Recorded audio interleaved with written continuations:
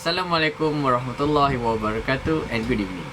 My name is Nazrin Adhim bin Razali and I am from BA 114 4B.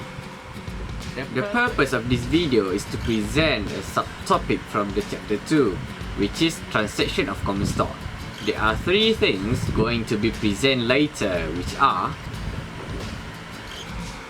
long purchase, short selling and margin trading. Long purchase is a transaction in which investors buy securities in the hope that they will increase in value and can be sold at a later date for a profit. It has a phrase known by investors and traders, which is buy low, sell high. Moreover, long purchase is the most common type of transactions done by majority of investors and traders. Motivating factor: investors and traders are expecting the price will rise in the future. Alright, moving on to the next one, which is short selling. So, what is short selling? Short selling is the practice of selling borrowed securities. It can be done with a certain steps and procedure. So what is that? What is the procedure?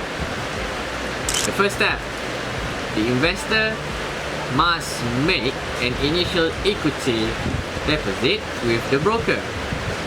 Second, the investor borrows securities from the broker. Third, the investor sells the security. 4. Later, when the price declines, the investor buys back the securities. And after a while, the last one, the investor must return the securities to the lender. For short selling, there is a phrase similar to the long purchase, which is sell high, buy low. For the long purchase, we buy low, sell high. It is like a mirror. To add on to support the phrase, the short seller reverse the investment process, which they enter the market and ending in purchase. The short sellers earn profit when the price of security declines. So, what is the source of the borrowed securities?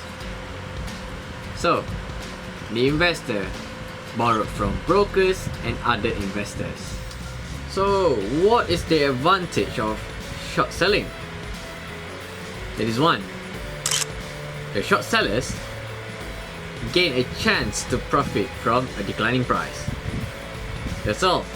So, what is the disadvantage of short selling? The short sellers only has limited return opportunities from the market. That's the first. Second, the short sellers exposed to the high risk exposure. They can flop anytime. Third, they will not gain any single dividend from the company. Now we are at the final part of this video, which is margin trading. What is margin trading?